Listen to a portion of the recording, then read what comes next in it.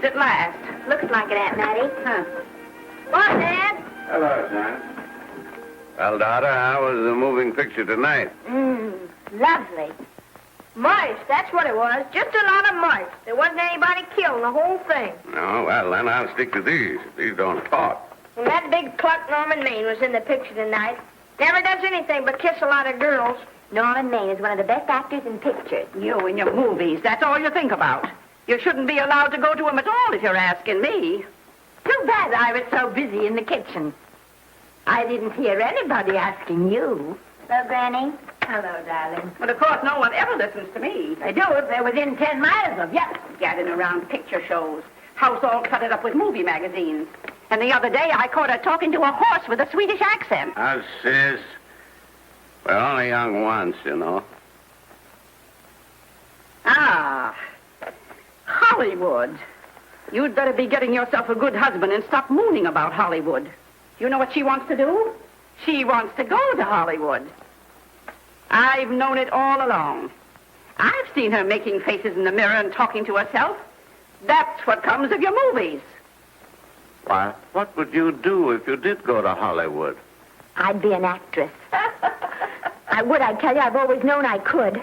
Guys, wouldn't it be wonderful to have a movie star in the family? Oh, Miss Blodgett, may I have your autograph? You may not know it, Alec, but you're practically on your way to bed. Oh, Miss Blodgett, you're my favorite actress. Won't you tell me the secret of your success? Oh, let me alone. I asked her what's come over you. I'll tell you what's come over her. She's just a silly little girl whose head has been turned by the movies.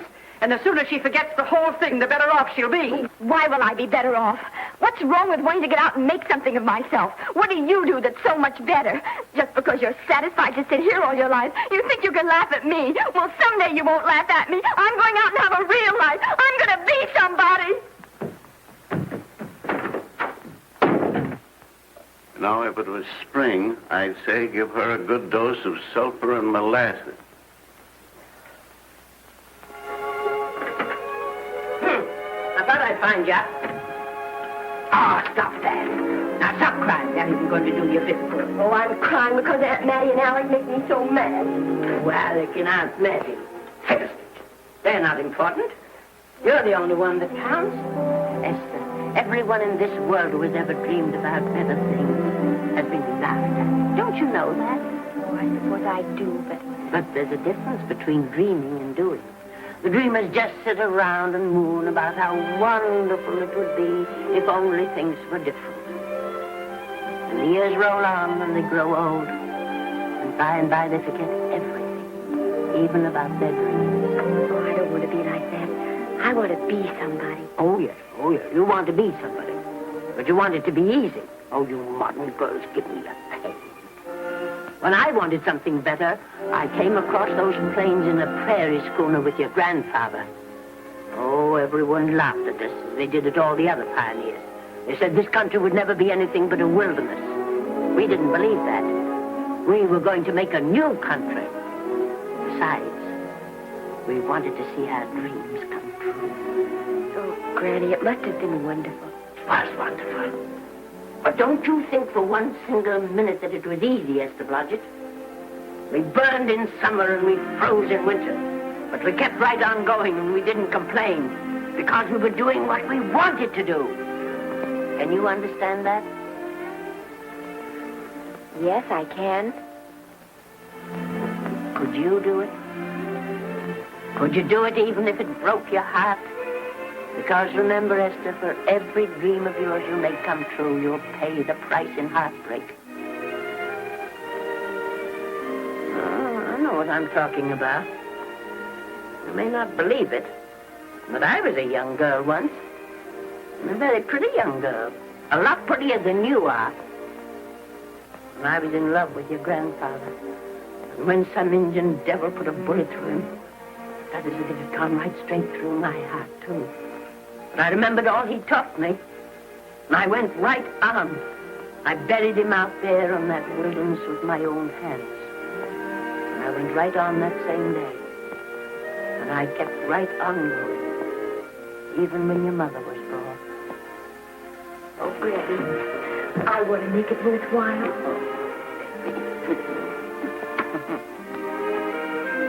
You know, Esther, there'll always be a wilderness to conquer. Maybe Hollywood's your wilderness now.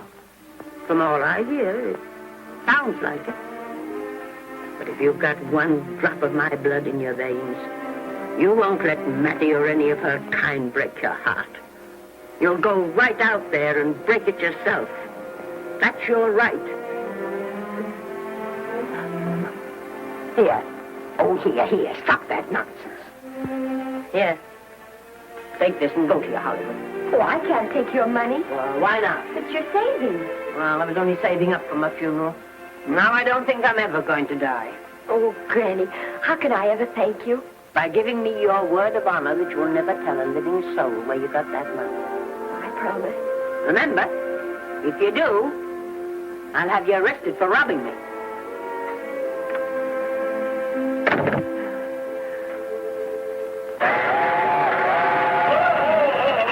Here we are. What's up, Miss Granny? Oh, I can make it, dear. Oh, thanks. Oh, I kissed Dad goodbye. Just a little kiss. He didn't even wake up. I bet you didn't try that on your Aunt Mattie. Oh, Aunt Mattie. Think of her face when you tell her. I am thinking about it. I've waited for that chance for 30 years. There she is, girl. Oh, thank you, Cousin.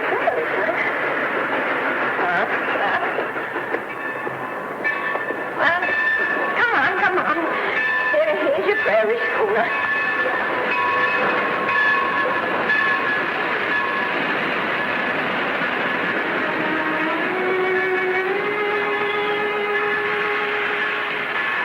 All aboard. Oh, Granny. Go on. Goodbye, Granny. Goodbye. I'll be waiting for you in those movie pictures. Don't tell Mattie. You know, my eyes are not as good as they used to be, but my ears are all right. So you remember, talk up good and loud. All aboard. Goodbye. Bye. Bye, Granny. Bye.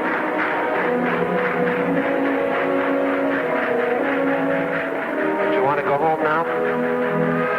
I don't want to, but I will.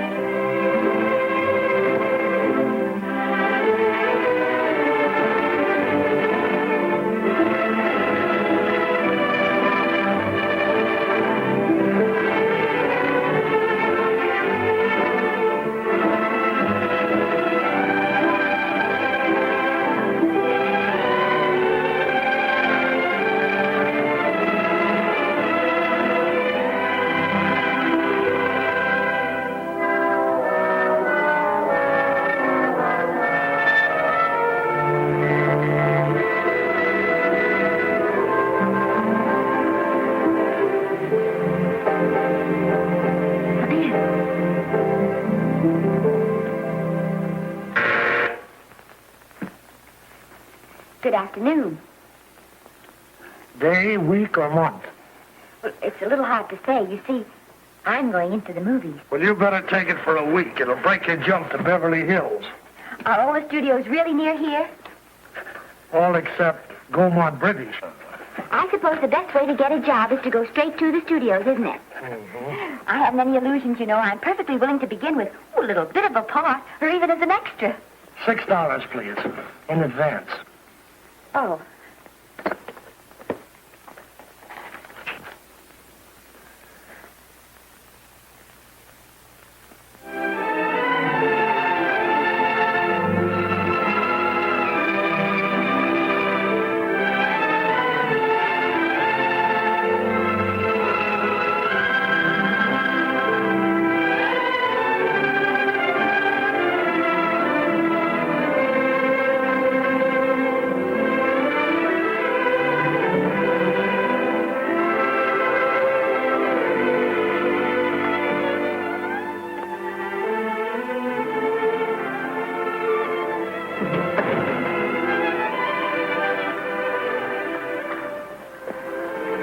I beg your pardon.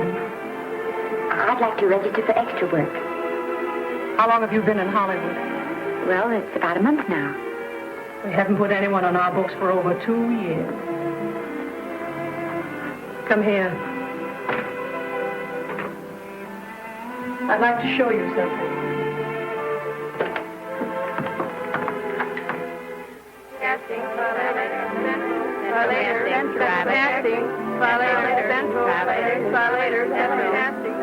Every time you see one of those little lights flash, it's somebody asking for a job. Every time you hear them say, try later, it means there isn't any job. You can't keep the girls at the switchboard long. They go crazy. Every one of those little lights thought it was going to be a star. Still want to go in the movies?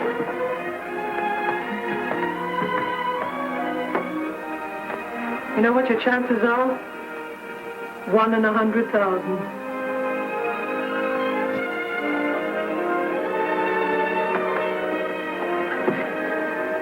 But maybe I'm that one.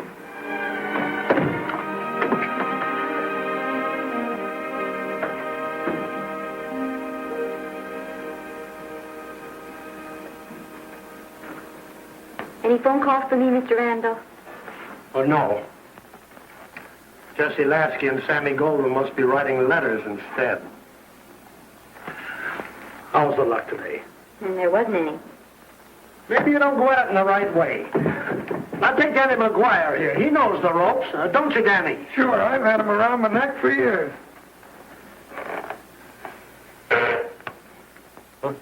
What? Oh, Miss Blodgett. Danny McGuire, our new tenant. How do you do? Mr. McGuire is a big director. Oh, are you really?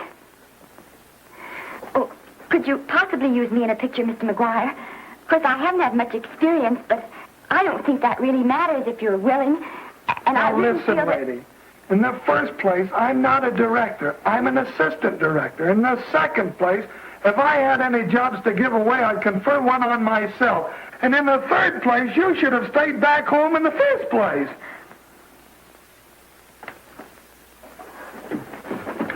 Oh, no, what have you done? Hey, wait a minute. Hey, don't be that way. Don't do that. Gosh, I didn't mean to get tough, but a guy thinks he's being kidded when somebody asks him for a job and he hasn't got one for himself. After all, I'm not a big enough shot to hurt your feelings. I'm sorry. It wasn't just that. It was a lot of things. Looking for a job every day and never getting any nearer to it. I guess I was beginning to get a little scared. I know. Lady, do I know. Well, there's only one thing to do for that feeling when you're tired and sunk and down to your last nickel. Come on and I'll buy you a drink. Well, it's not as bad as down to the last nickel. I've still got $11 left. $11? You're going to buy me a drink. Come on.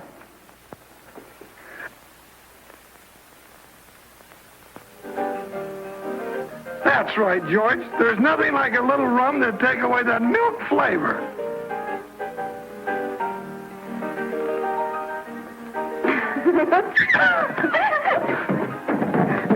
I beg your pardon. Certainly.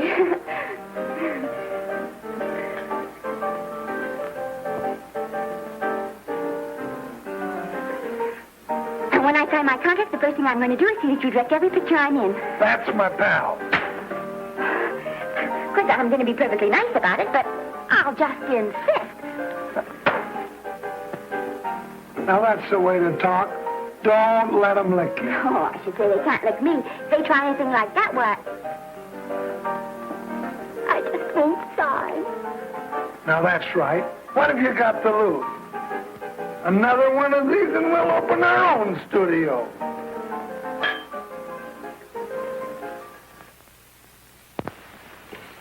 Bill rendered $24. Past due. Remit without further delay. Me.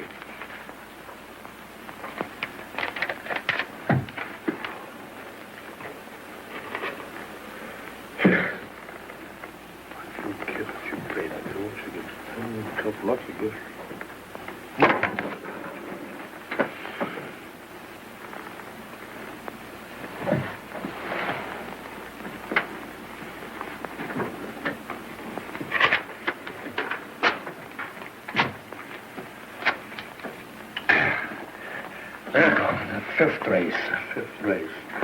Tricap. Who's racing tricap?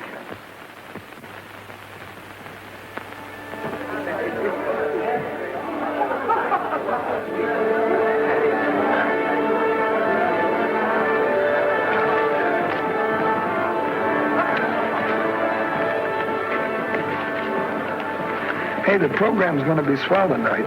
Now, you take this fella Beethoven. I'm a pushover for him. And Chopin, well, he's not so dusty either. But I kind of wish that once in a while they'd play something you could sort of go out whistling, you know, like Blood on the Saddle, Blood on. Well, there's a tune. Hey, why don't you throw your hat in the air or something, can't you? This is a celebration. My job starts tomorrow. I know it does, and I think it's swell, Danny. Gee, I wish you were in on it, too. But, oh, no, it would have to be a war picture. One of those big novelty numbers, a war picture without any beautiful women at the front. Oh, well, something will happen soon. Maybe. Why don't you go home, kid? Oh, Danny, I can't do that. I came here, and I've got to stay. Well, now, if it's on account of money, I can wait. Thanks, you've given me enough already. Anyhow, this is no time to be worrying. This is a party. Look at all the people. Everybody in the world. Look. That's me and the name.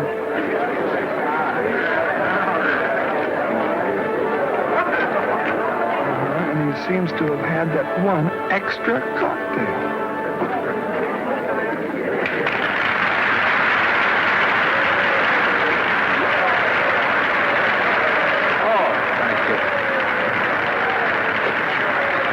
Sit down, you dope. That's the orchestra leader.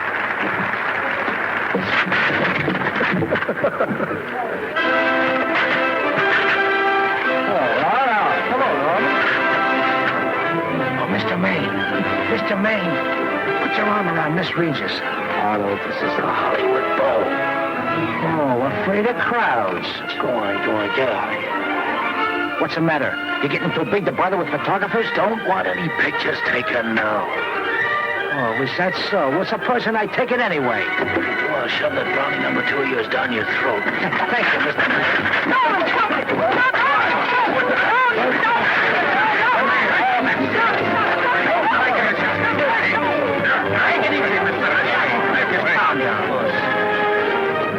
Normie, come back and sit down. Everybody's laughing at you.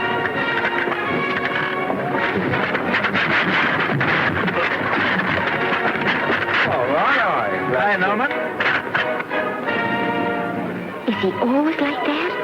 Well, I suppose he has to sleep sometime. Oh, and he's so wonderful on the screen.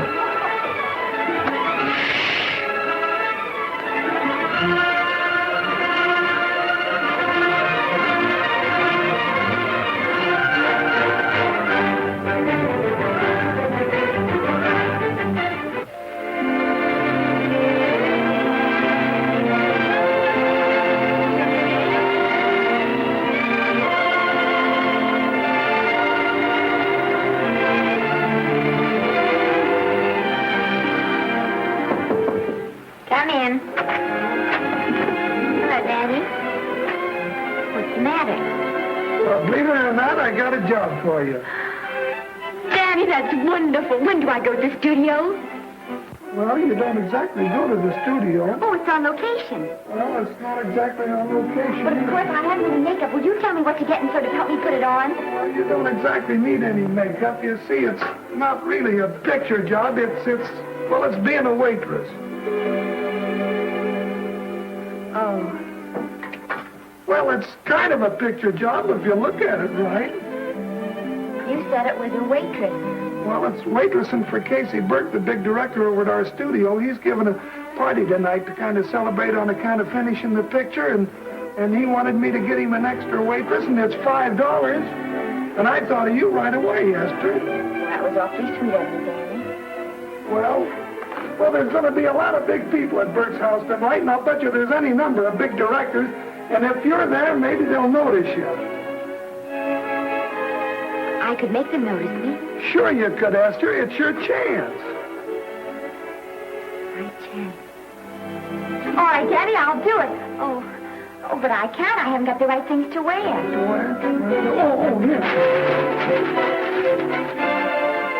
Now, you don't think the wardrobe department's right next to my office for nothing, do you? A perfect fit.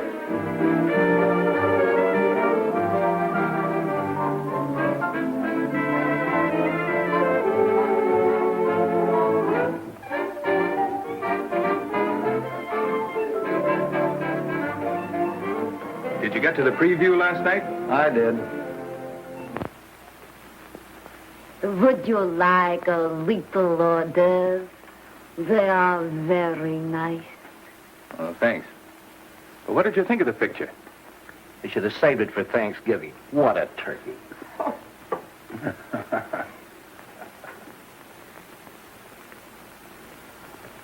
Will you have some hors d'oeuvre? You do like hors d'oeuvre, don't you? I don't think there's anything so enjoyable as hors d'oeuvre before supper, and these are rarely delightful.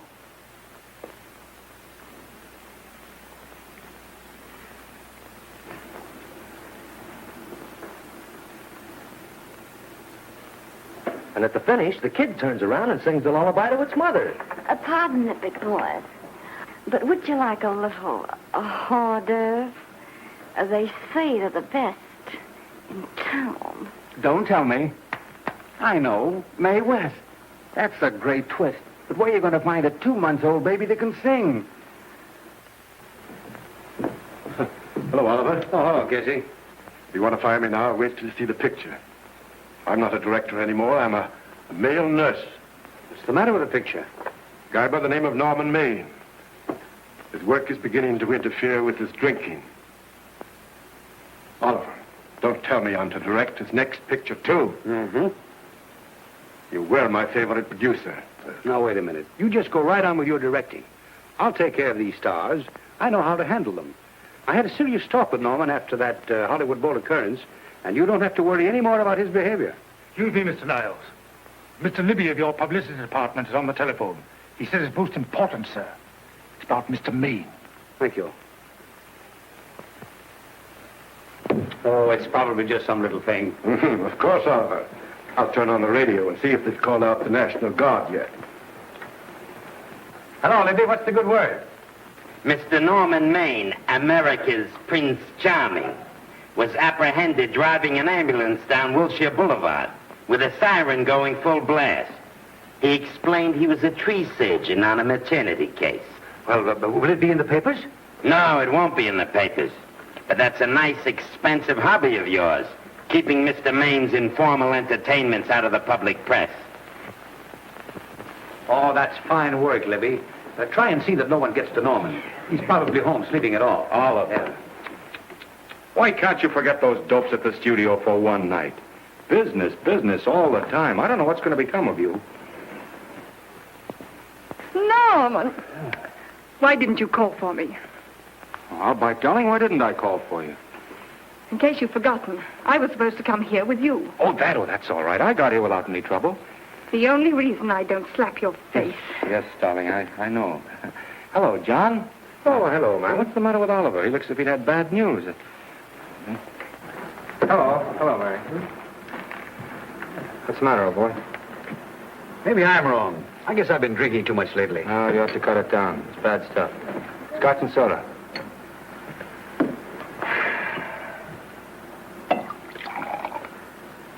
Come on. The word, you know, is pronounced Quinn. Bad dialogue, Oliver. I'd rather not watch this. You know best. Soda. Thank you. Oh. Go ahead and say it. I've got it coming to you. Don't make it tougher on me, Norman. I don't want to stand here and preach, but take a look at my side of it. I'm trying to make pictures with you. I know. Costs are going up, and the grosses are going down. No, it isn't that. I've made lots of money with you, and I can afford to take a loss. But I hate to see you going the way of so many others. Why don't you get Lloyd's to insure you against me? You can't get insurance against a man forgetting who he is.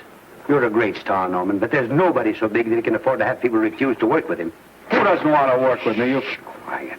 Listen, I know plenty of people who do. Yes, and so do I. But your real friends can't stand seeing you start to fall apart. What do you mean by that? The first signs are always the same. Not being able to remember your lines. Cameraman struggling to cover your hangovers. And all because you have to have a good time. Every day and every night. Listen, I've warned you for a long time, Okay, Norman. Oliver, you're a swell guy. You won't lose any money on me. I'll promise you that. I'll be ready for the curtains when the time comes. When it does, here's my epitaph. And now I think I'll, have a little drink. Scotch and soda.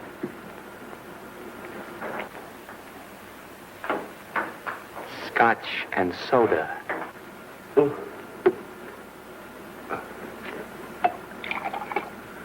Come on.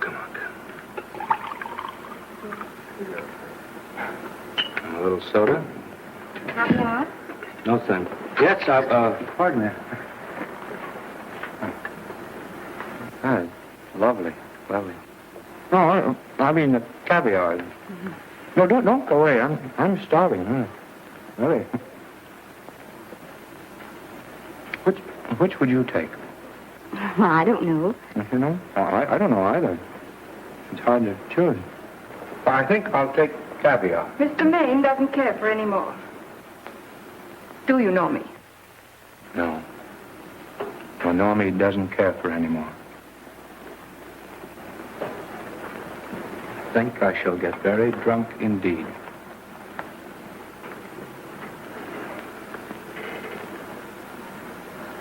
Scotch and soda. Sorry, I have something.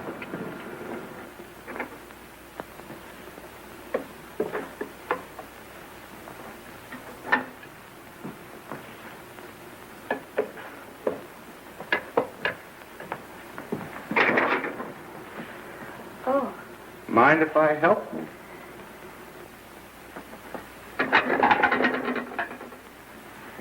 Won't they miss you? Oh, no. They'll just look under the table, and when they see I'm not there, they'll forget the whole matter.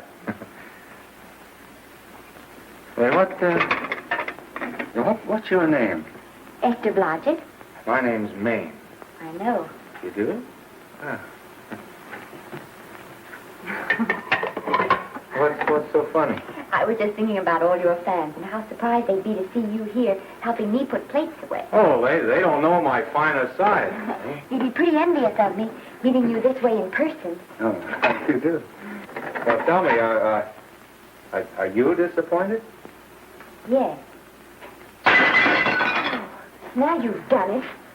Oh, never mind that. That makes the room look lived in. Tell me, why are you disappointed? I was sitting behind you at the Hollywood Bowl the night you didn't want to be photographed. Yeah. I'm told I crept into many a heart that night. Oh, I can never explain this.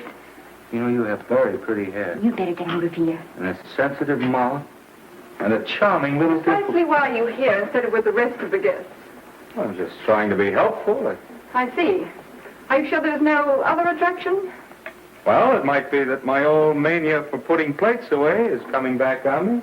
It's rather odd. I always know where I can find you if there's a pretty girl around. It's not only odd, it's embarrassing. You're being deliberately insulting, Norman. I put up with this long enough. Dear, don't lose your temper. Remember, we must try to keep the voice low. I know you'll excuse us if we go on with our work.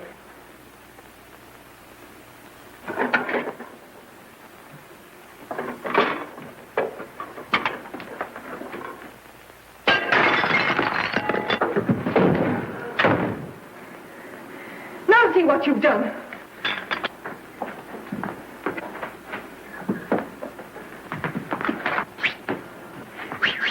Come here. Help me up. Are you hurt? No more than usual. Come on, the wolves are on us. We gotta get out of here. Oh, I can't. The dishes aren't finished. Oh, yes, they are.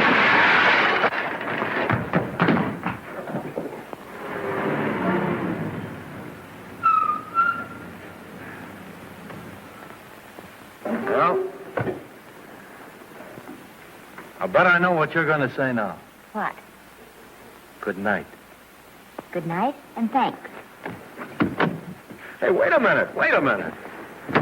Hey, you realize that all I found out about you is that you're foolish enough to want to go into pictures? But why is it foolish? Look at you. Yeah, that's what I mean. No, I'd rather like to go into this matter a little more thoroughly. Oh, that's awfully nice of you. Why don't we go on up to my place and talk it over? Oh, no. Thank you very much, but I really must say good night. Good night. But you're not angry. No. I'm hungry. Well, why don't you go and get something to eat? Good night, Miss Blodgett. Good night, Mr. Maine. Wait a minute. Peter, the least I can do is to see you to your door. Will I see you again? I hope so. Has anyone ever told you that you're lovely? Well, now you know. Thank you.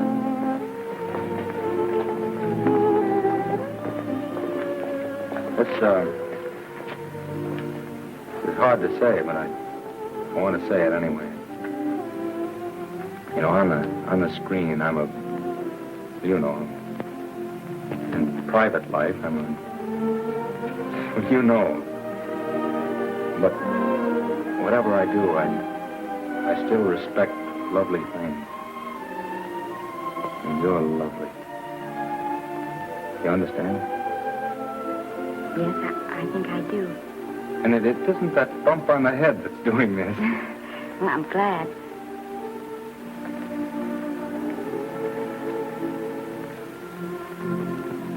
Good night. Good night.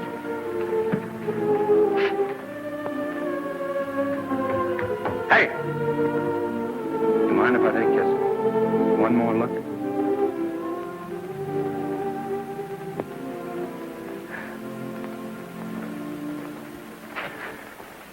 Go away. Quite impossible. I wouldn't even consider it. Oh, no.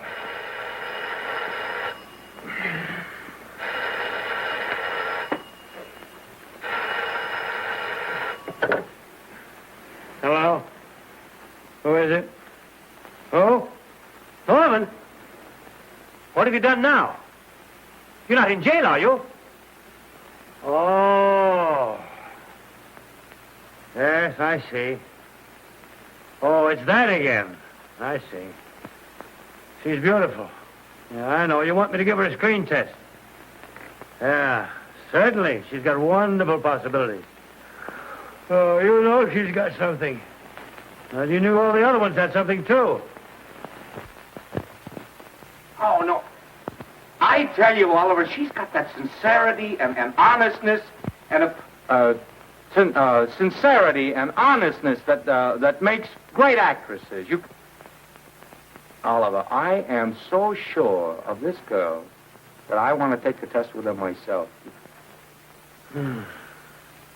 Listen, Oliver, you've worked hard. You're entitled to a break. You get...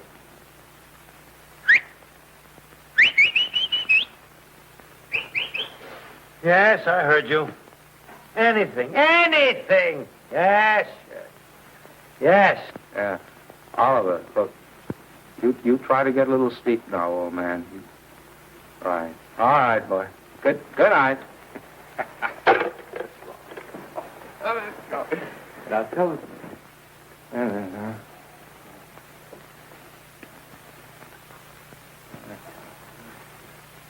Telephone book. Telephone book. What is it? Telephone. Hey, Olive, telephone book.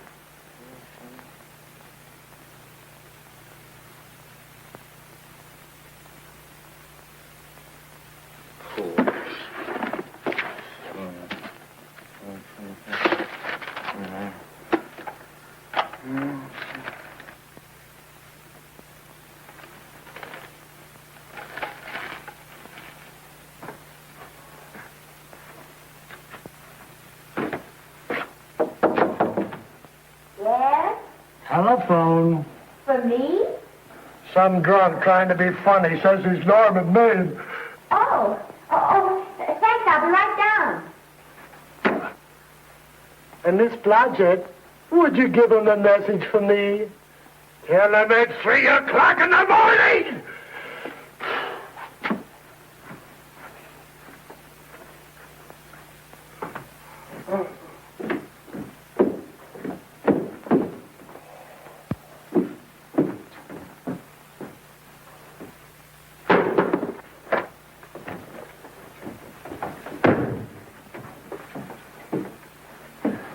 Hello?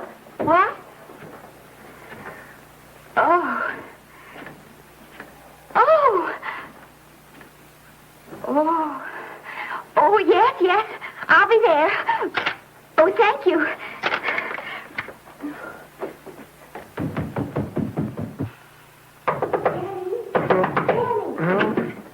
Daddy, what do you think? I'm going to take a test tomorrow, and Norman Maine's helping me do it. I'm taking one, too. Garble's assisting me.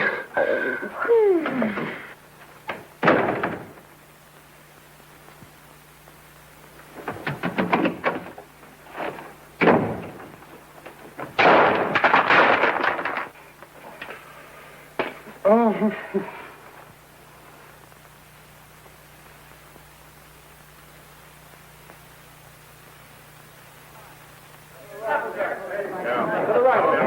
Move that Golo in. Would it still come like broad? No, the Yankee. Is this light too hot for you, Hanley? Okay, but cut down on your backlight. Put a double on that 90. Bring it down a little. That's it. Now put it. Pull down on that 150. Ready to take it. Get pulled down on that 150. That's right. Okay. Run it here.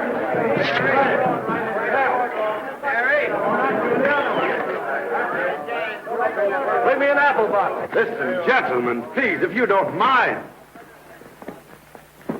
This is just a test. Ready, Mr. Burke? All ready, Mr. Burke. Ready, Mr. Burke.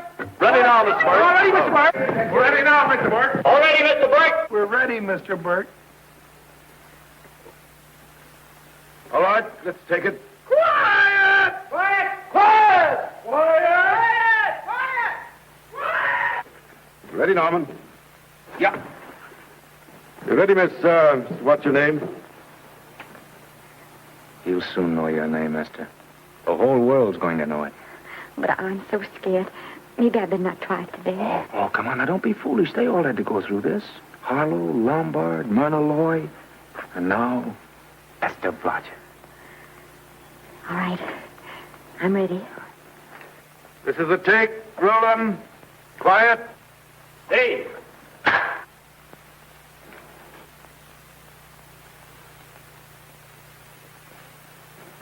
I may as well tell you that my whole organization thinks I've gone a little nuts to sign you. Well, maybe they're right. I've been nuts before. You see, all the experts seem to think that your type is a little mild for present-day taste. But I rather believe that tastes change, like eyebrows. And I think that also like eyebrows, tastes are going back to the natural. You look like a nice girl. I think I'm going to like you. That's not important. I think the public will like you. That is important. Oh, yes. I see what you mean. I mean, I know it is. Only don't think it's going to be easy. Nothing you really want is ever given away free. You have to pay for it. And usually with your heart. Someone else told me that once. But you still have to work it out for yourself. Oh, well, all this is just a long way of saying, I'm glad you're with us and good luck to you. And now I'm going to turn you over to our demon press agent, Libby. Don't let him frighten you. He has a heart of gold, only harder. And for the love of Pete, learn to close your mouth and keep it closed, even in your love scenes.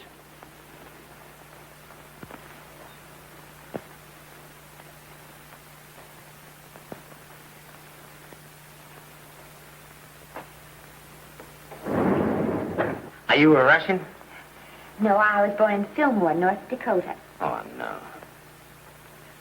First saw light of day in a mountain cabin, a trapper's hut, high up in the Rockies.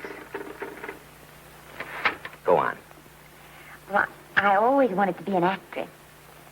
Dreamed of footlights as Lonely Kitty. Are you sure there's no Russian in your family? Positive. That's a shame. Well, what does your father do? He's a farmer.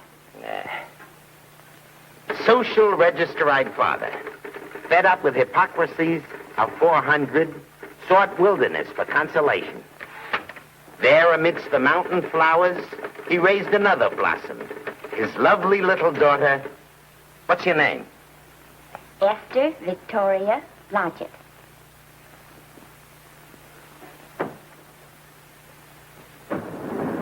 Greatly appreciating your attention in this matter, very truly. Do you know what her name is? Esther Victoria Blodgett. Hey, we'll have to do something about that right away. Esther Victoria Blodgett. Well, that Blodgett's definitely out. Let's see, Esther Victoria, Vicky. How about Vicky? Oh, I think that's terribly cute. Let's see, Vicky. Vicky what? Vicky, pronounced Vicky. Siesta, Besta, Sesta, Desta, Festa. Oh, that's very pretty. Jester, Hester, Desta, Lester. Vicky Lester. Oh, I like that. Say it. Vicky Lester. Say it again. Vicky Lester. Say it again. Vicky Lester. Say it. Vicky Lester. Say Vicky Lester. Vicky Lester. Vicky Lester. Vicky Lester. Vicky Lester. Flash. Oliver Nile Studio discovers new starlet, a Cinderella of the Rockies. Her name is Vicky Lester. Those who have peeked tell me she couldn't be more divoon. The face of an angel and such natural talents. Her voice is a symphony. Her very walk, they tell me, is enough to drive men mad. Not that way. Get the lead out of your feet. Lift them up.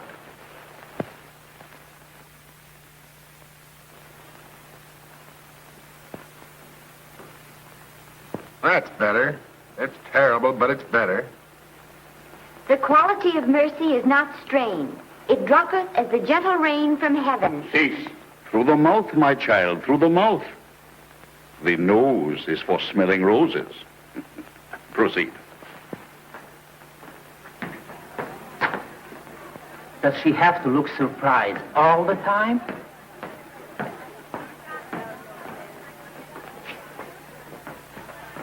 Anyway, it's just a rough sketch. Pretty small mouth, eh? Oh, well. Give her that Crawford smear.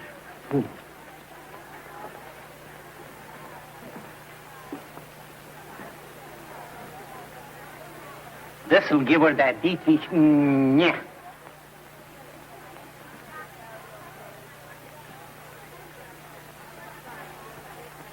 We're on the wrong track. She still looks surprised.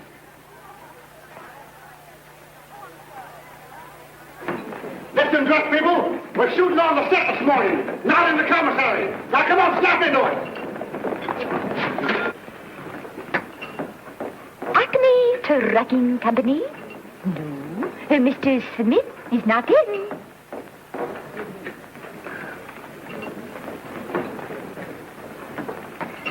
Acme Trucking Company.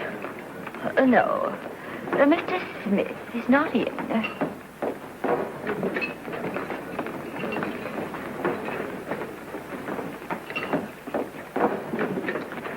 Good morning. What can I bring you, Mr. Maine? That just shows how long you've been here. Mabel, bless you. How soon are you and I going to be married, huh? I don't know. You'll have to ask my mother.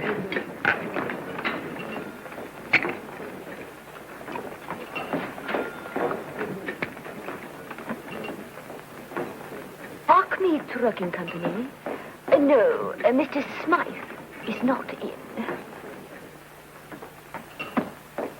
Acme Trucking Company? No, Mr. Smith is not in.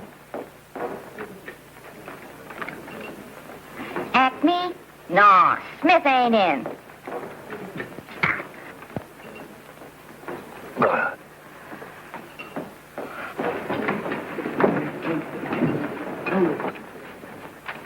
Acme Trucking Company? I'd like to speak to Mr. Smith, please. Mr. Smith is not...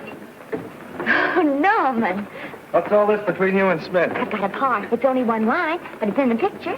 It's ambition that made you break that date with me last night. Well, I had to be here so early this morning, and So did I.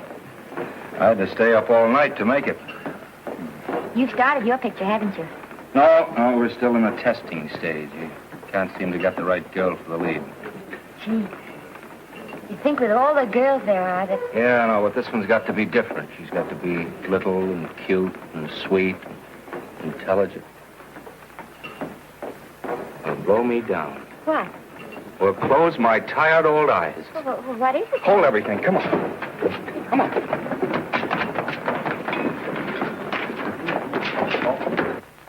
Well, you've been through the whole casting directory. I work day and night, Mr. Niles. And I'll work with her, Oliver. And I can be mean or nasty or anything you want, Mr. Niles. If she clicks, Oliver, you've got a star overnight. Okay.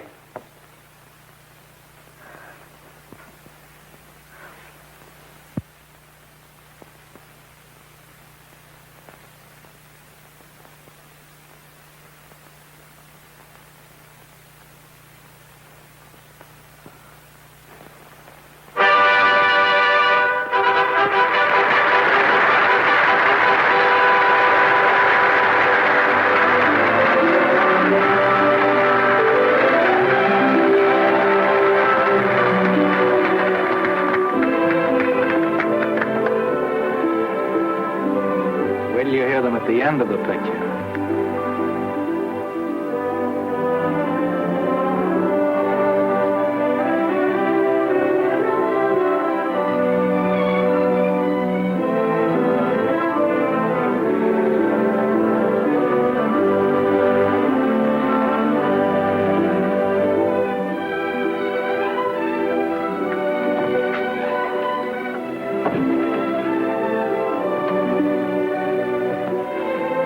Do you think we were noticed? By no one. They're much too busy playing at croquet. I've loved you all my life. But we only met 2 days ago. That's when my life began.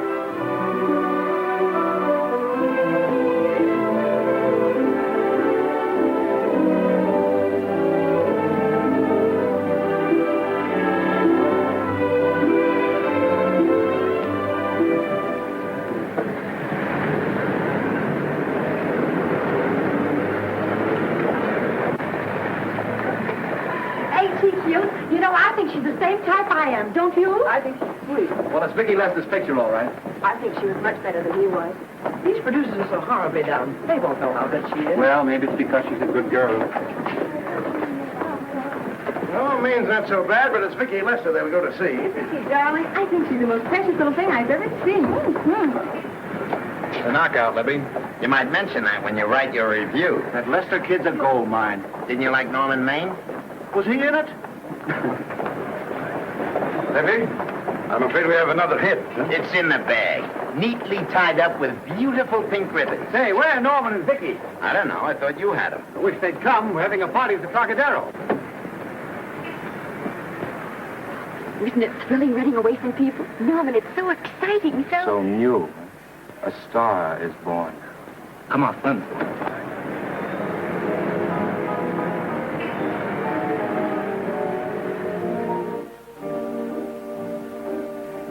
It's wonderful, isn't it? Crazy quilt.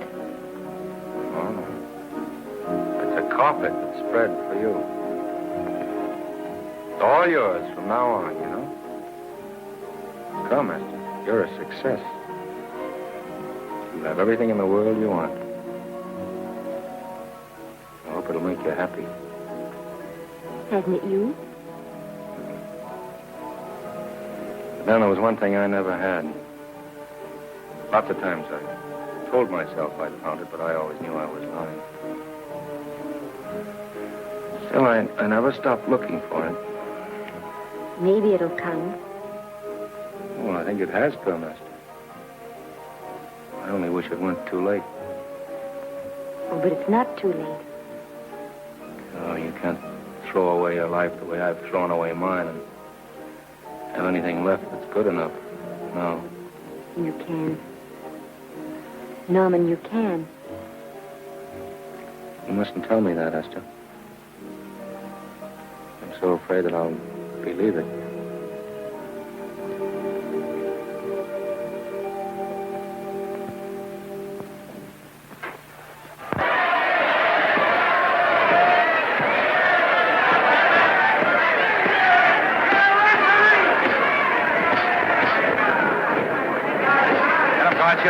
Shoot your right. Swell, isn't it? Lovely. What scotch you get? Can't you hear me, gotcha? Shoot your right.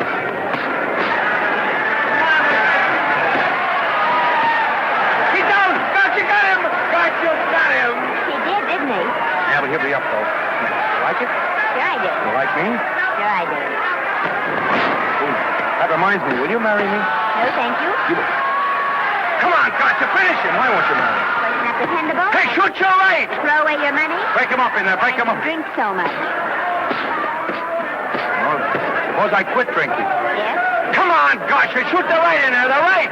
Suppose I save my money. Yes? There he goes. Let him have it. Suppose I became absolutely dependable on all occasions. Yes?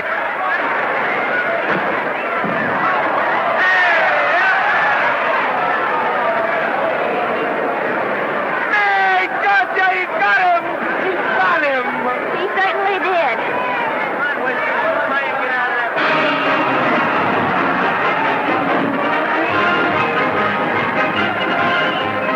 Gee, that's a beautiful place. Norman, What, dear? would you do all that to me if I said I'd marry you? No, certainly not. I was just supposing. We're going to be married. Guess I didn't read that line right. I'll try it again. We are going to be married. Both of us. Yeah, to each other. What do you think of that? Well, when? Where? Well, we thought we'd elope in the conventional manner. What's the matter? It's trying to decide whether it's good for the studio. Is it? It is. And bless you, my children. When's it going to happen? Oh, we thought we'd just sneak out sometime. We're not telling anyone but you. Listen to this. The screen's ideal romance blossomed into breathtaking reality today when Vicki Lester and Norman Maine, America's dream lovers, slipped quietly through the portals of holy matrimony. How does it sound? Horrible. But you see, we're going to elope. Sure you are. It'll be the biggest elopement this town ever saw. We'll get a tie-up with the Army, have you escorted all the way down to Yuma by 20 of their new bombing planes. Is he going with us? Don't you think we can work this thing out better alone? No sense in bothering the happy couple with all the details. I'll see to it that you get a carbon copy of the whole layout. I can hardly wait. I'm sorry we didn't realize that we were in the way. While you're settling the details, you don't mind if I take this woman out and buy her a ring, do you? Sure, go ahead. We want everything legal. That's a charming match. A nice girl like Vicky. And public nuisance number one. Now, wait a minute, Libby. Norman's all right. And if you'll pardon my pointing, Vicky's businesses are wrong. It doesn't require any comments. I wasn't making any comments. I just said it was a rotten shame. So go ahead and plan the elopement. Oh, that elopement stuff is out. You can't get any scope in that. We're going to have a wedding. Where'll we have it? Customary place, I believe, is a church. Nah, it's been done. This has got to be something big. The beach. I can visualize it. The bridesmaids in bathing suits. 20,000 Santa Monica school children spelling out the word love. It's a novelty, but is it big enough? Why not the city hall? A police escort of every motorcycle cop in town. Sirens screaming, confetti pouring out of buildings like the Lindbergh reception in New York, only on a big scale. What's the matter? Isn't it big enough? And now if any man can show just cause why these two may not be lawfully joined together, let him now speak or else hereafter forever hold his peace. Do you, Alfred Henkel, take this woman as your lawful wedded wife? Will you love, comfort, honor, and keep her in sickness and health as long as you both shall live? I will. Do you, I beg your pardon. Do you, Esther Blodgett, take this man as your lawful wedded husband? Will you obey, serve, love, honor, and keep him in sickness and health as long as you both shall live? I will. Place the ring on her finger. Hurry, please. Now, by virtues of the power invested in me as Justice of the Peace of San Bardo Township, County of Los Angeles, I pronounce you man and wife.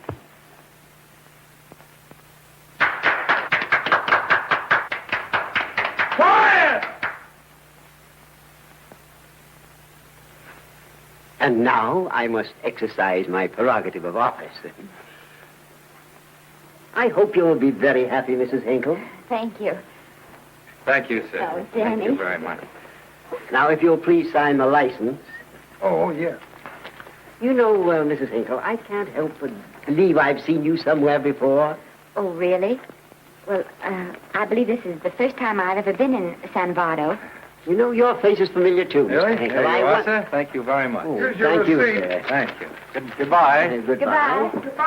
See you again. Yes, goodbye. No, I don't mean I'll see. No. Yeah, I think you got by with it. But it was close. That JP was just beginning to remember where he'd seen it. Well, anyway, we got away from Libby. Hello, Toots. If you will be kind enough to glance between my shoulder blades, Mr. and Mrs. Henkel, you will find there a knife buried to the hilt. On the handle are your initials. Lovely to have seen you, Libby. Hold him, wait. Hold him, Danny.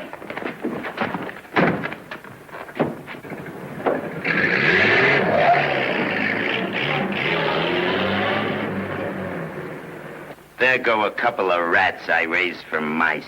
Well, they got a right to get married, haven't they? I haven't got any right to double-cross the public, and I haven't done it yet. Hey!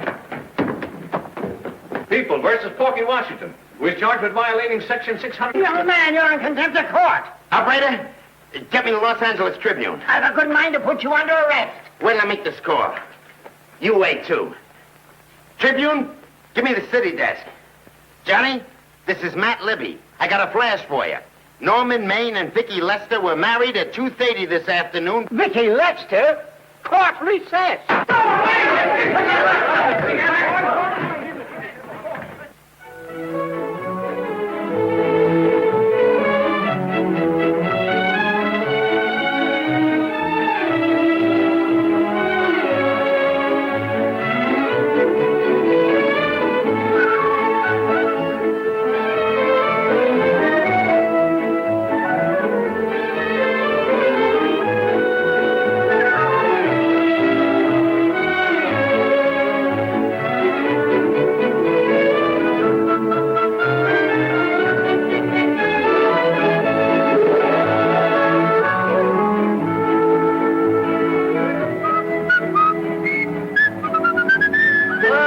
me a horse, a great big horse, a great big buckaroo, and let me wahoo, wahoo, wahoo!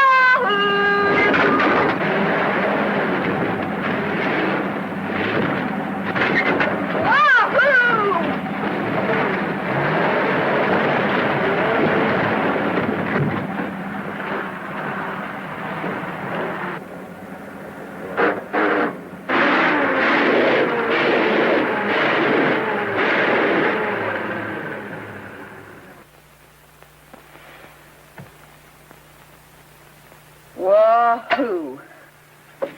Hey, Wahoo. I don't want to sound immodest, but I think I've stripped a gear.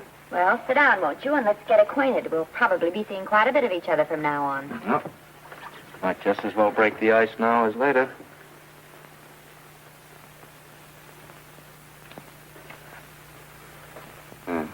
Now we're old friends.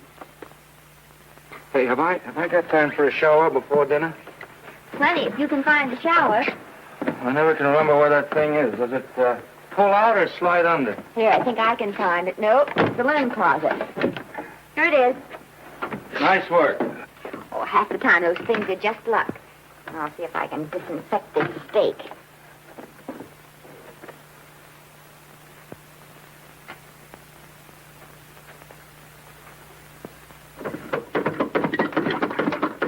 Hey, Esther, there's no soap. Here. Thank you. Oh, and Esther. Yes, dear? I'll need a washcloth. Oh. How you fix the cigarette? You know I never smoke underwater. Well, what do I do to make this thing work? Pull that gadget at the top and pray for rain. Well, I can't reach it. I can't get my hands up. If you've gone in there with your arms down, you'll never get your bath. Unless you're a contortionist. Yeah, well, I'm not a contortionist, and don't throw that up to me now. You knew it when you married me. Will you close this door, please?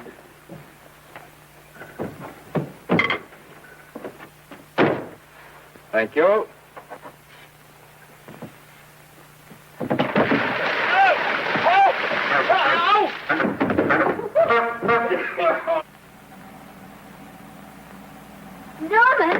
Norman, here comes the car. You got it.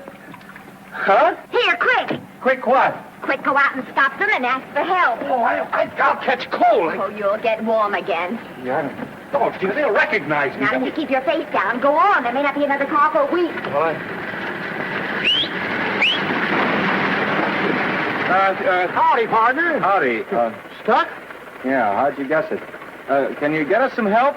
Well, I reckon not. You know, it's a long way to town. We're pretty busy down at the place. Well, I got to get out of here. I've got my wife with me. Does she like the country? No, and then we're short of food. There's a lot of game in them woods. You know, well, my wife can't shoot. Well, you're sure up against it. Sorry I can't do anything for you. Well, wait, listen, I'll be frank with you. I'm Norman Maine. Who? Norman Maine. Well, my name's Judd Baker. Glad to have met you. Well, so long. Hey, wait a minute. Listen, you don't... So you're Norman Maine.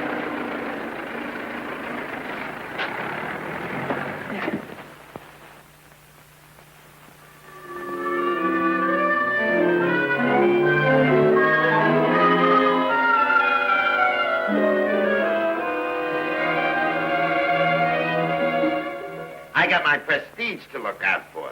I'm supposed to be the best publicity man in the racket. And they laugh themselves sick when I even try to get a decent mention of Maine. Yes, I know how sensitive you are, Libby, and I don't like to see your feelings hurt. Thanks, boss. Now, Vicky, there's a dish for free space. But if Maine swam across the Pacific, the papers would keep it a secret. Well, the exhibitors don't like him, the critics don't like him, the public don't like him, and I don't like him. Who likes him?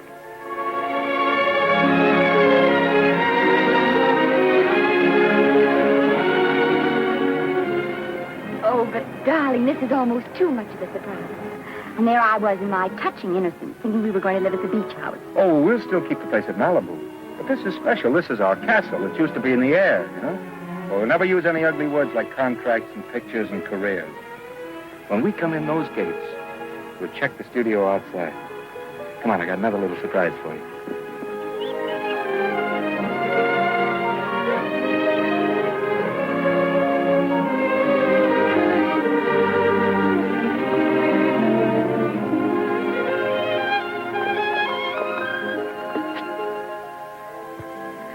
Oh, Norman, it's lovely. So are you lovely. The whole world's lovely. Hey, hold it!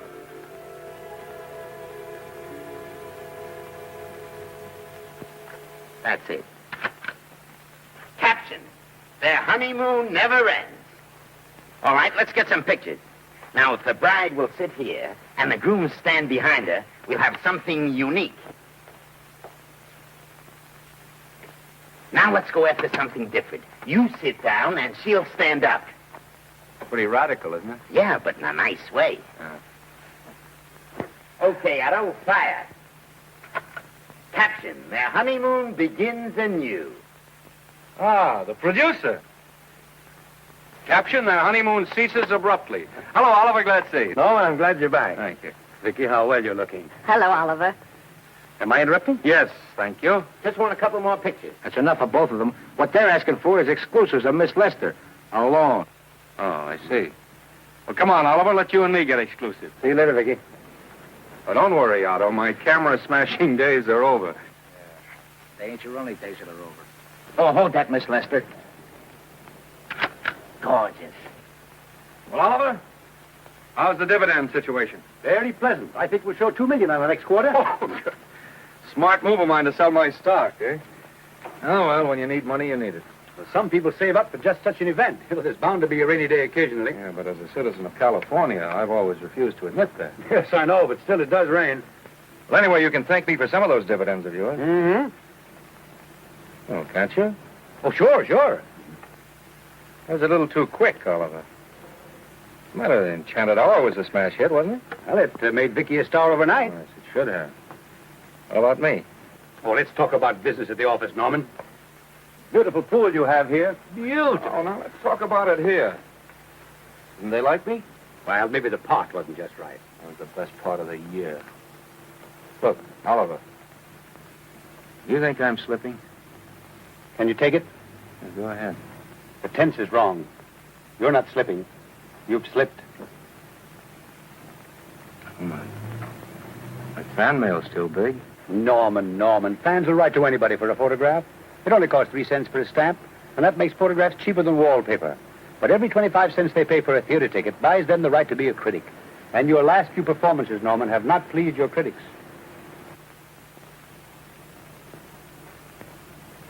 You remember I told you I'd be ready for the curtains when the time came?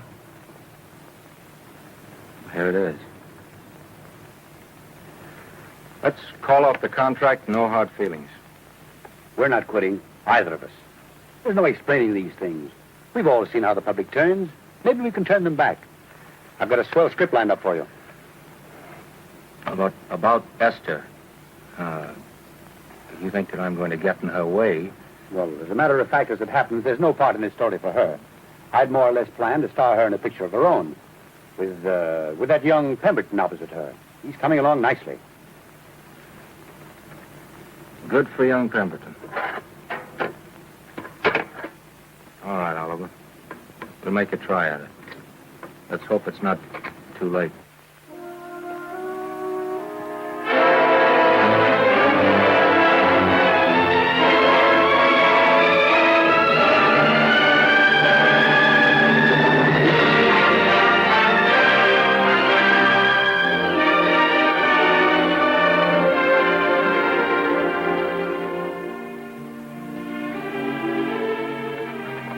No argument. I'll buy those. Huh. The screen's most finished actor. I'll say he's finished. He keeps them away in droves.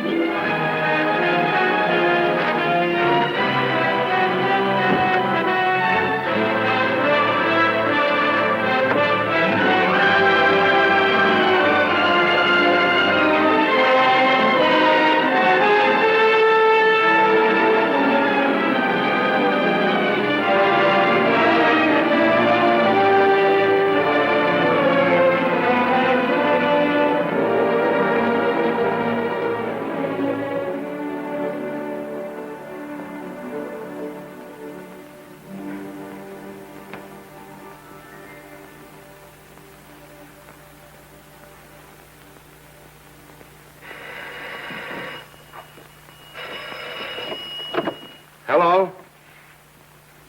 No, Miss Lester isn't home as yet. No, I'm not the butler. But I can take a message just as well as he can, honest. Oh, is that you, Norman? Swell. Listen, Norman, this is Artie Carver. Hiya, kid. Swell. Say, I hear you're through with Oliver Niles. Is that on the level? Please, Artie, I'm not news anymore. Forget it. Say, what kind of a settlement did you make on your contract? Give me a figure so I can do a story on it. There was no money involved. We just called it quits. Okay, I'll fill in my own figure. Say, by the way, I've been trying to get an interview with Vicky for 2 weeks, but she's always busy. How about you giving an old pal a break by speaking to her for me?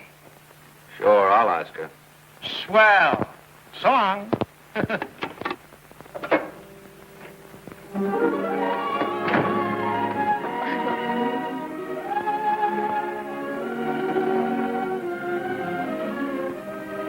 I didn't mean to be late, darling, but Casey wanted... All right. You're here now. What's new today? Nothing. Haven't been out of the house. Let's go somewhere tonight. No, you're tired. We'll stay in. I'm not tired, really. Oh, yes, you are. You've got a hard day ahead of you. Anyway, I see so little of you, I'd like to have you to myself. Oh, but it's the servants' night out. We haven't any. Yes, we have. I fixed a little snack with my own lily white hands. I'm learning to cook in my spare time. Then I think I'll marry you. I get it. You want to make an honest cook of me, huh? Comes in on wheels in this joint.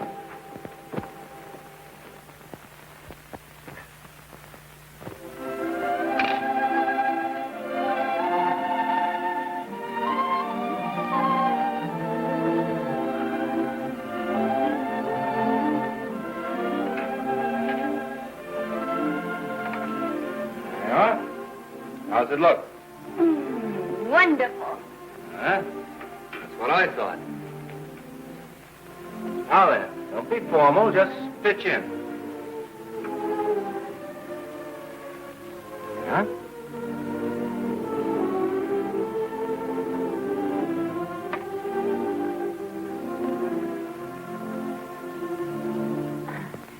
I'm afraid my mouth's not quite big enough. I'll measure it next time and make them to size. A little hard to lift, too. In fact, I think I'll take those measurements right now.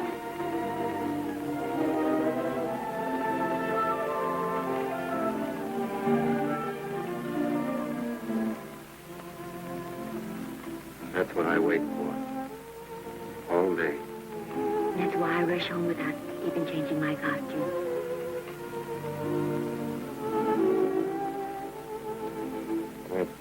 We're forgetting that we're hungry. Would you like a sandwich? Thank you. I still have a little work on this one.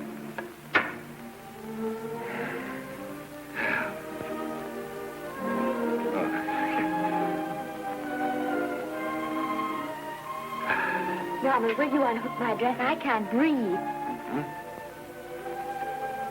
You know, all the time I thought it was the kiss that made you breathless. A lot of hooks. Uh-huh. Why don't you have a zipper? That's a good idea. You better? Yes.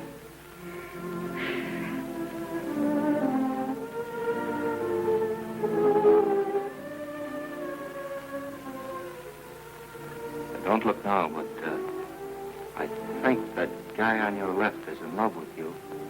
I hope so.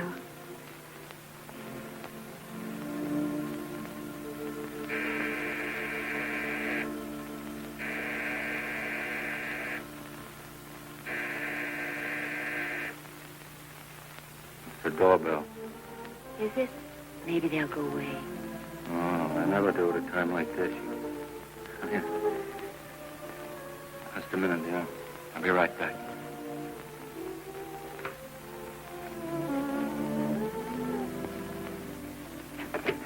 Does Vicky Lester live here? Yes. I got a package for her.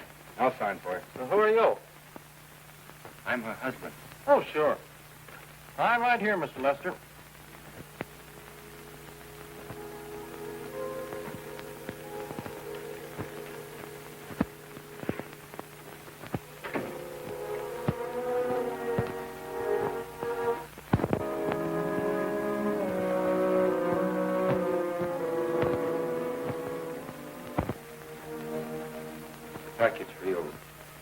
By the way, I forgot to tell you, they want you for a benefit at Shrine Auditorium next Wednesday night. I told them I'd ask you. And, Oh, darling, I don't want to hear about that now. well, you better wait till I finish before I forget them all. The Academy dinner secretary phoned. She wants to know if you want a table reserved for you. Oh, yes, Artie Carver called and asked if I'd use my influence with you to get him an interview. I told him I'd try. That was all, I think. Oh, Norman, please don't talk about those things now. We're forgetting the wonderful food you prepared. Well, I'm not very hungry now. I think I'll fix me a little drink. No.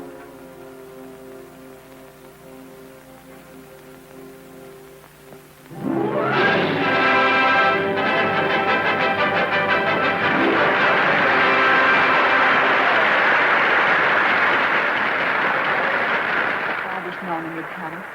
Stop worrying. And think how nice that statuette's going to look on your mantelpiece. Do you suppose anything's happened to him? But of course not. He's just been held up in traffic. You think about that statuette. And now we arrive at the climax of the annual dinner of the Academy of Motion Picture Arts and Sciences, the highest award within our power to bestow. We have already applauded with our hearts as well as our hands, while awards are being given those gentlemen who during the past year have rendered distinguished service to the motion picture industry. We now pay honor to the ladies, or rather to one lady. We offer to her the Academy Award for the finest performance of the past year. She has already had the world's acclaim, but this is the tribute of her fellow workers, the men and women of this industry. It is not only my pleasure, but my privilege to present this award to the actress who created the unforgettable Anna in Dream Without End, Miss Vicki Lester.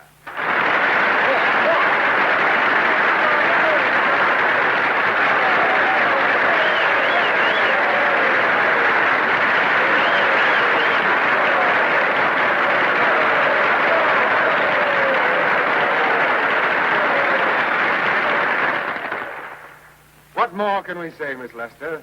This says it all for us.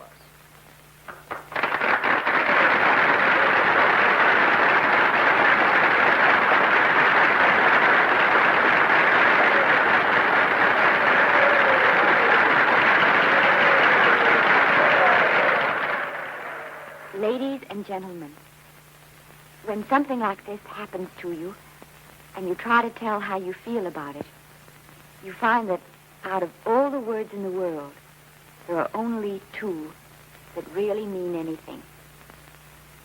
Thank you.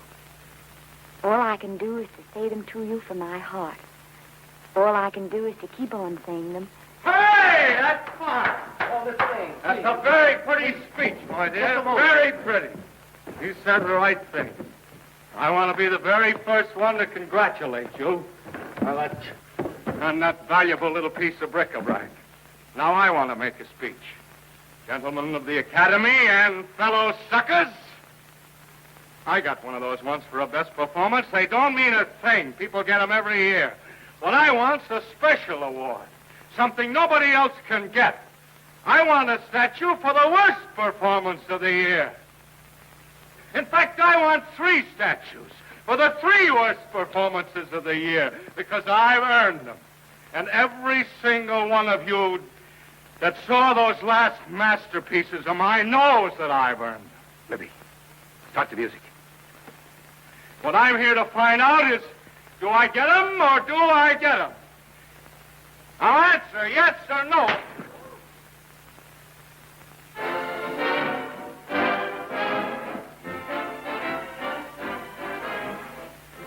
Norman, darling, let's go and sit down.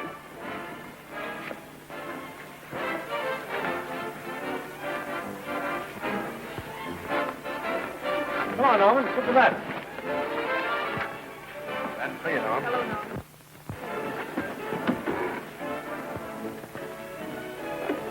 Well, Norman, how are you? Hi, Oliver. My dear, do let me congratulate you. You must be terribly proud and happy tonight. Thank you.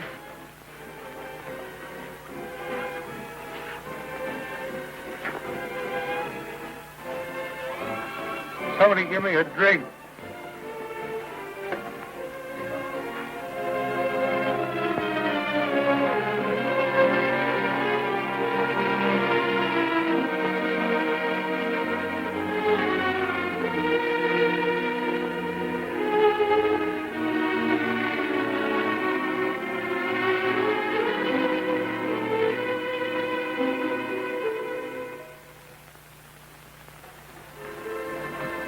Oliver, it's nice of you to come to my dressing room. Vicky, how are you? I've missed you. Everyone's missed you. Have a nice trip. Well, a 3-month tour of the theater circuit scarcely comes under the head of pleasure.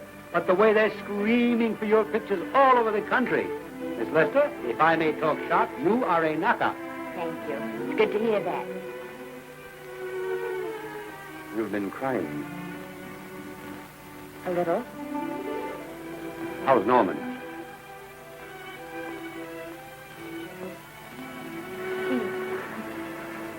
Well, he's trying awfully hard, Oliver. Letting Norman leave this studio was the hardest thing I ever did. There was nothing else I could do. I know. Has he been... Is he all right? He's gone to a sanitarium. He really wants to stop drinking. And I think he could only... Well, perhaps if he could start working again, there would be some encouragement. Oliver, could you do that? Oh, thank you. But he mustn't ever know I told you. He won't know, and you mustn't worry. I want you to keep up your good work in this picture. I'll try, Oliver. That's the one thing I can do for you.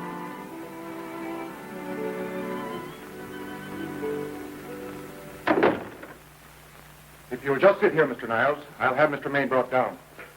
Thank you. Brought down.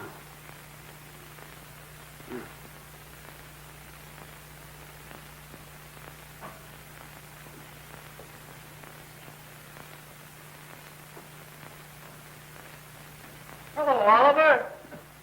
Welcome to Liberty Hall. Hello, Norman. Well, no, Mr. Niles isn't slipping me a case of scotch, Cuddles. This is just a handshake. This is Cuddles, Oliver, my social secretary. We go everywhere together. How are you feeling, Norman? Fine. Getting along remarkably well, Cuddles tells me. He says you ought to see some of the boys. Let's sit down. Yeah. Cuddles, we really don't need you. Touching, isn't it? Can't bear to have me out of his sight. Are you comfortable here, Norman? Comfortable. It's positively luxurious. They even have iron bars in the windows to keep out the draft. How much longer are you going to be here? Oh, well, I'm really cured now. I'm just staying on for an extra week or two to get in good shape, you know. After all, there's no particular hurry to return to the cameras. That's what I wanted to talk to you about. I've got a script with a fine part for you in it. Yeah, Oliver, that's great. That's great. Who plays opposite me? Well, it is not exactly the lead. Young Pemberton's doing that. But I tell you frankly, I consider your part better than the lead. Oh, I see. It's better than the lead. Well, of course, it isn't terribly long. But it's one of those parts that makes an impression on you. They'll be thinking about you all through the picture. Mm-hmm. Well, the thing is, Oliver, I'm pretty well set at another studio. I'm not at liberty at the moment to tell you which one. You know yourself how those things are. Of course. But it's a big picture. It's one of the biggest of the year. Mm-hmm. And the part. Every actor in Hollywood would give his teeth to play. See. Well, that's fine, Norman. Naturally, that will tie you up for a while. But we won't get to this picture for some time. And perhaps, if you want to consider it for later on, well, I'll tell you, Oliver, you'd better not count on it. See, I've got several pictures lined up after this one, and they're talking to me about England. You know, they're doing some very interesting things over there, you know. Mm-hmm. Hey. What is it, Cuddles? Speak right out. We all love you. Your dinner. Oh, here we dine at 5:30 here. It makes the nights longer. Well, goodbye, Norman. I'm glad to see you getting along so well. I'll be out in no time. I'll have to introduce myself all over to a lot of people. They won't know me when I'm not drinking. Goodbye. Goodbye, Norman. Thanks for dropping in. Well, Cuddles? Alone at last, eh?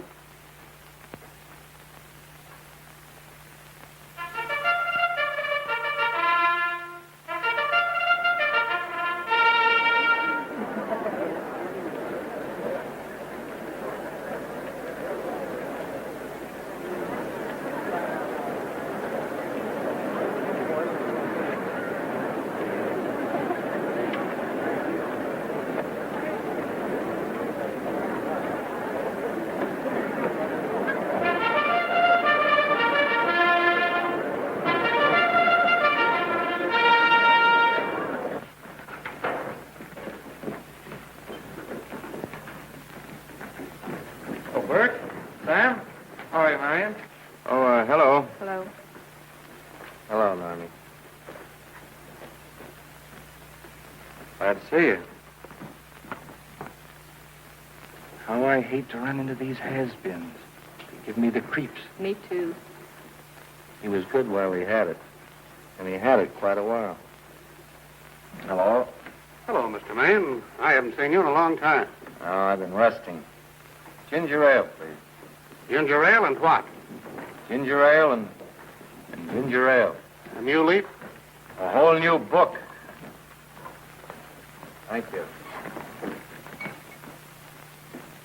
Scotch straight. Hello, Libby. Why, it's Mr. America of yesteryear. Do they let you wander about now without a keeper? Oh, sure. I'm a trustee now. Didn't expect to find you at Santa Anita. What do they do with the actors while you're away? Oh, they cut them into slices and fry them with eggs.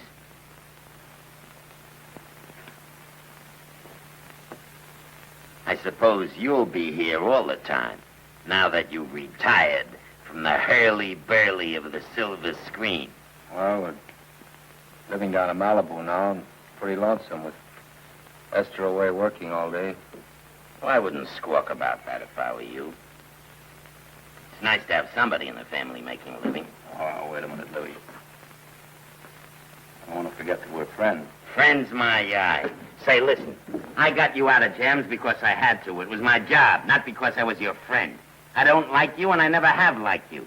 Nothing made me happier than to see all those cute little pranks of yours finally catch up with you and land you on your celebrated face. Pretty work, Libby. Always wait till they're down, then kick them. I don't feel sorry for you. You fixed yourself nice and comfortable. You can live off your wife now. She'll buy you drinks and put up with you even though nobody else will. Come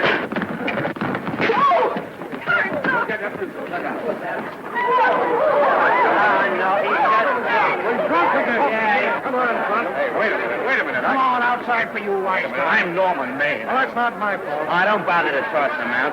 He's harmless. All right, Mr. Libby, if you say so. Sure, let him go. What can he do? He can't fight any better than he can act. Norman Maine. Oh, he's drunk again. Why, he's been drunk for years.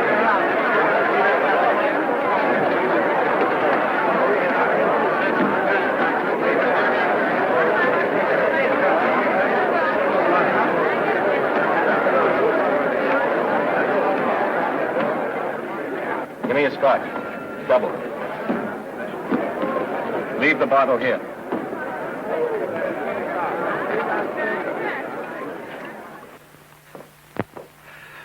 Vicky, you'll be ill. Why don't you try to get a little sleep? But he's been gone 4 days. 4 days and not a word.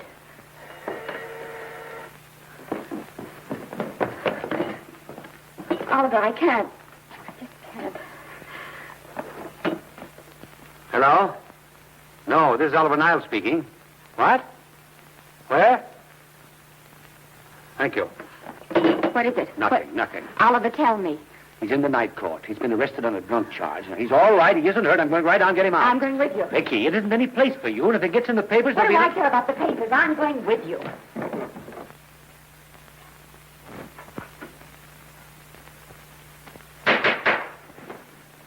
Division 30, Municipal Court, County Los Angeles, now in session. The Honorable Judge J. Barris presiding. Be seated, please. Was you able to do anything? Judge wouldn't even see me. Ready, Your Honor.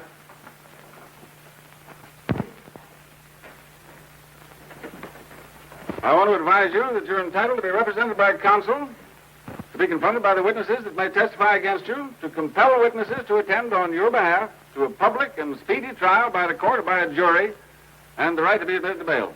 Call the first five. Gregory, Hale, Haynes, Rodriguez, Johnson. Come on, boys, get over here. Go ahead. Move along. William Gregory. Rain drunk, picked up at 5th in town. Asleep in the gutter. 14 similar offenses in the past 6 months. Still at it, Gregory. How do you plead? I don't feel so good. I didn't ask you how you feel. I asked you how you plead. Guilty, I guess. When did you get out the last time? Just before Christmas. Well, I'm sorry you'll have to miss New Year's. You'll be out in time for Washington's birthday, 60 days. Milton Rails.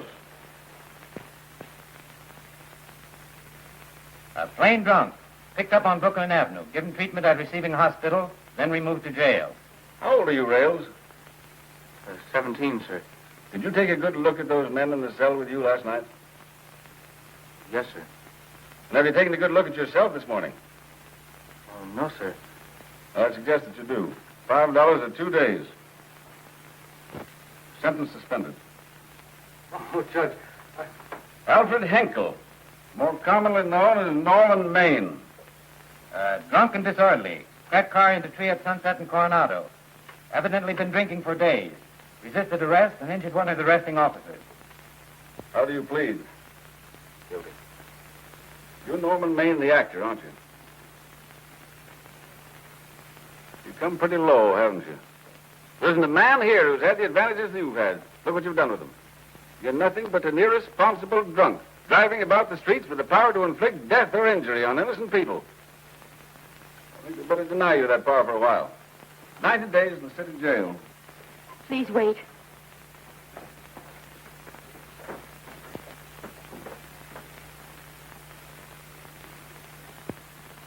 I'm his wife. Yes, I recognize you, Miss Lester. Please, Judge. I promise you this won't happen again. I'll be responsible for him. If you just won't send him there. You realize that this man, when drunk, is obviously a menace to public safety? And you realize, too, Miss Lester, the responsibility you'll be assuming to this court and to the Commonwealth. I do. Sentence suspended. Prisoner remanded to custody wife. Thank you. You can get in at the jail entrance, madam. Jose Rodriguez.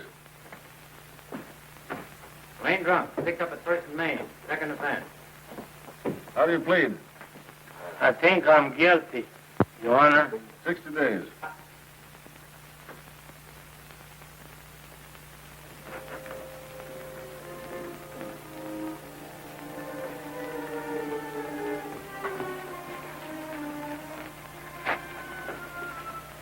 Yeah, I'm so tired. Hold it, Mr. Maine. Picture.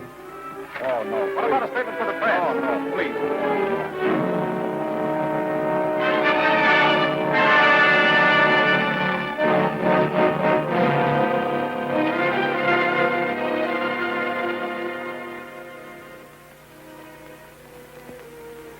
He's asleep.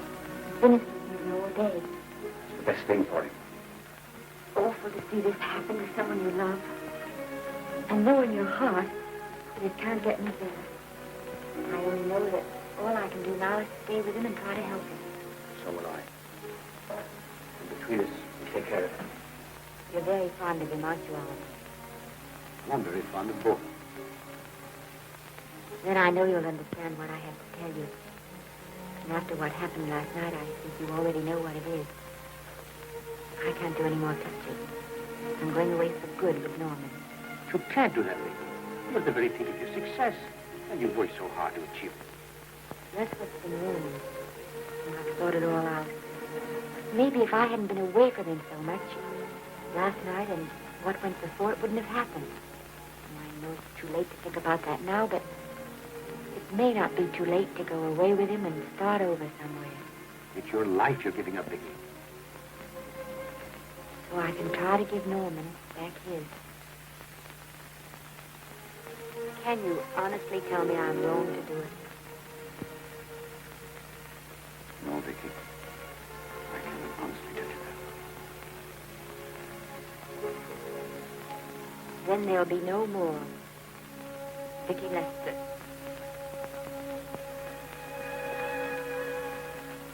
Come on, walk to the door.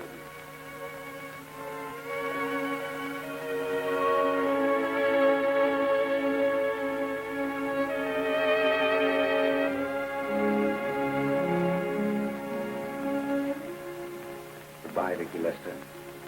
You were a grand girl. Good luck, Mrs. Norman Maine.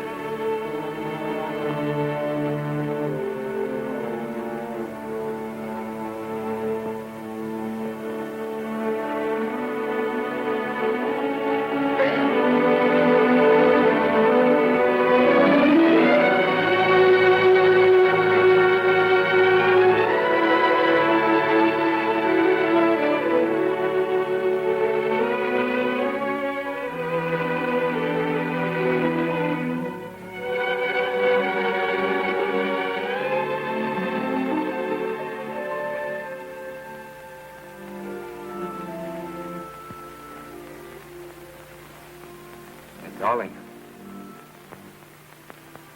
Mrs. Maine coming in to apologize again. Oh, I'm sorry, dear, but it isn't you. What other troubles have you got? None. I was just playing a scene with myself. Now, look. I'm just coming out of the jitters, and you're just going into them.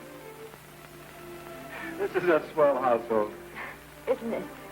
I'll tell you what we'll do. I'll promise to brace up. You'll go on the wagon. I guess I have been drinking too much. You know what I'm going to do? I'm going to be an athlete. You mean with great big muscles and everything? Well, roughly speaking. Gonna join the YMCA? That costs too much. And I'm going wading up in our front yard. No. Sure. Would you like me to go with you? Sure, if you'd like to. No, Miss, I don't think I will. It might spoil this beautiful, natural wave. Yeah, I guess that's right.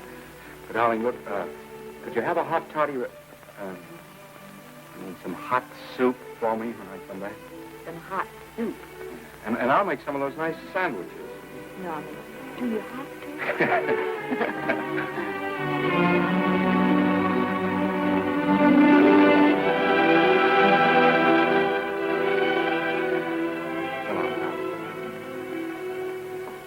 I don't stay in too long.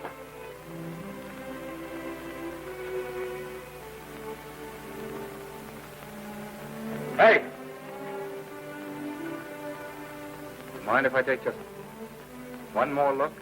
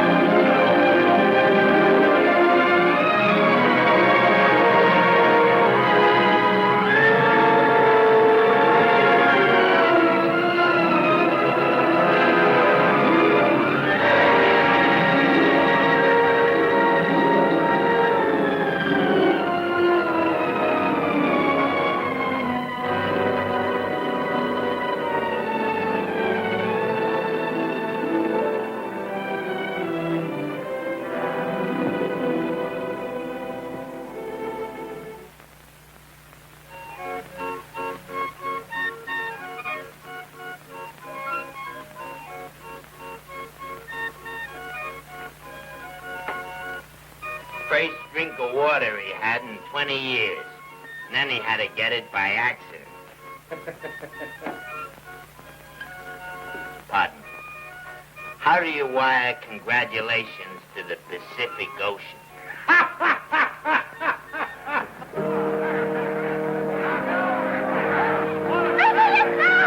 Oh, you can't see her face. Hello, Vicky.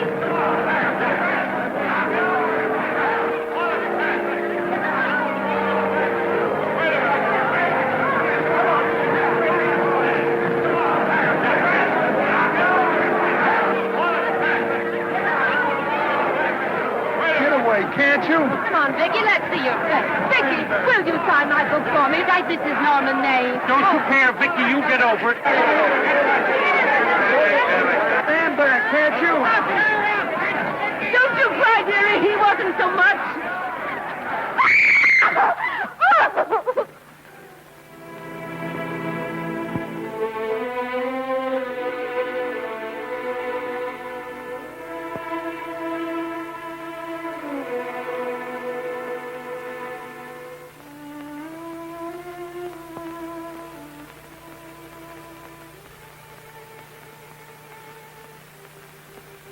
Do you mind if I take just one more look?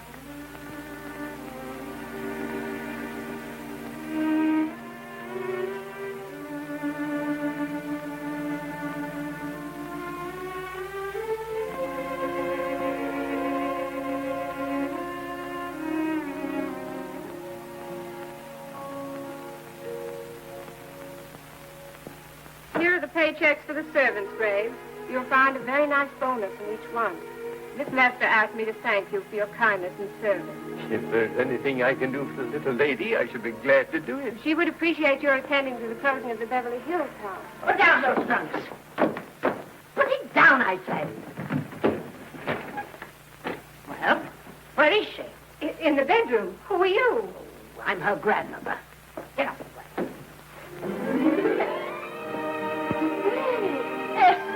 Granny, darling.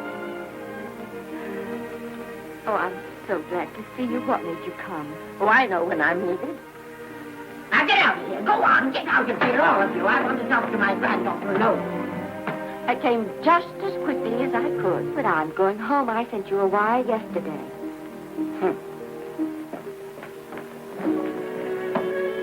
Sit down.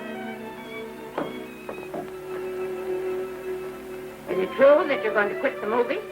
I never want to hear them again. What are you running away from, little girl? I'm not running away. It's just that I can't go on. My heart isn't in it anymore. Once I told you if you get what you want, you have to give your heart in exchange. And you said you were willing. Do you remember? I remember. It seems to me that you got more than you bargained for. More fame, more success, even more personal happiness. Maybe more unhappiness. But you did make a bargain. And now you're pining over it. I don't think I'd feel so very proud of myself if I were you, Esther. I'm not, Granny. My mind's made up. Oh, and I'm sorry I gave you the money to come out here. It just wasted. Oh, but Granny, I was proud of you, Esther. I was proud to be the grandmother of Vicky Lester. It gave me something to live for. Now I have it ended. I know. Oh, I want to be strong, but I can't go on. You must. Tragedy is a test of courage. If you can meet it bravely, it will leave you bigger than it found you. If not, then you'll have to live all your life as a coward. Because no matter where you may run, you can never run away from yourself. I never knew Norman Maine. He wrote me a very sweet letter when you were married. He said you told him how much I meant to you. And I know just how much you must have meant to him. You know, Esther, I can't believe that wherever he is, he can be very happy, knowing that his death broke the spirit of the little girl he praised me so highly for raising. And I can't believe that he can be very proud, knowing that all his great love did for you was to make you a quitter. The car is ready, Miss Lester. We'll have to go now to make the train.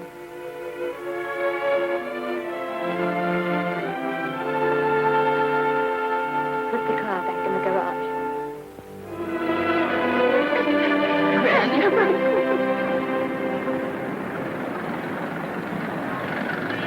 The entire picture industry has come to the Chinese Theater for this opening tonight. It has come to pay tribute to a great star on her long-awaited return to the screen in what has been called her greatest performance. It has come to pay tribute to the girl herself. The girl who has won the heart of Hollywood. The girl who has won the heart of the world. Miss Vicki Lester. And if I'm not mistaken, Miss Lester's car has just driven up. Yes, it is she.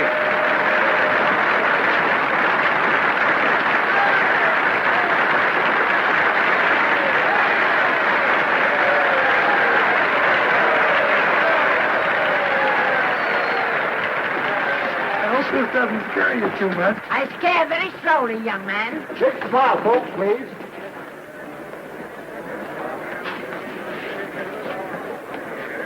They'll have your mug, your face, plastered across half the papers in the country tomorrow.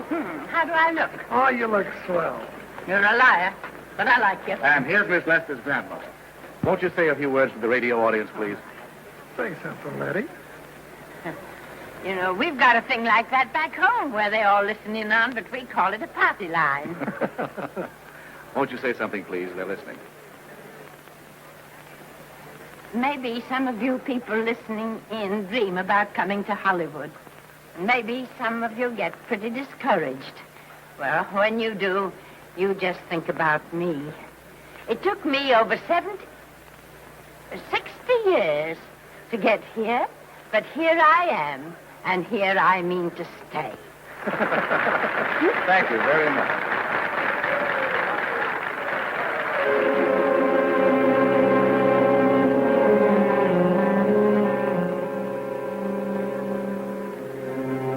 Miss Lester. This microphone is on an international hookup. Throughout the world, your fans are hoping that you'll say a few words to them.